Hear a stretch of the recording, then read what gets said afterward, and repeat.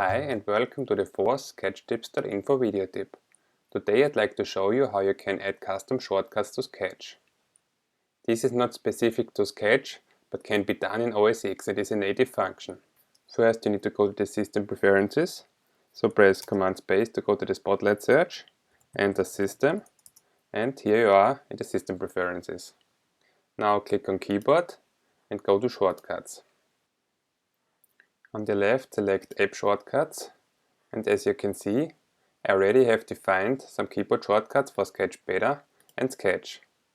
To add a new one, click on the plus symbol here and you are presented with an overlay where you can set various options. First we need to set the application, in our case it's Sketch, and then the menu title. The menu title is the menu bar command in the application you want to map to a key. So for example, if you go to Sketch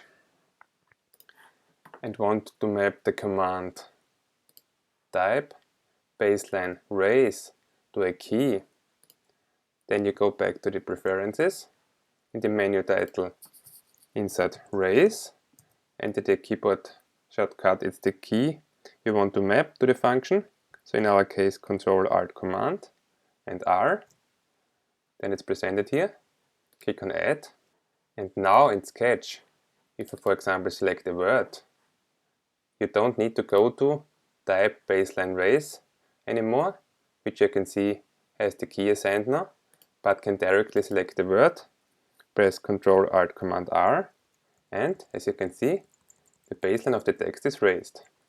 This way you can greatly enhance Sketch and either map new keys to existing keyboard shortcuts or set entirely new ones.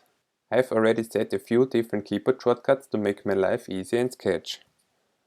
For example, to align some layers to the right side, to the left side, to make text uppercase or lowercase, to move layers to the front or back, or to align them vertically.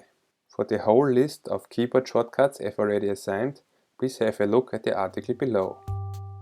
I hope you have enjoyed this week's sketchtips.info video tip. See you next time.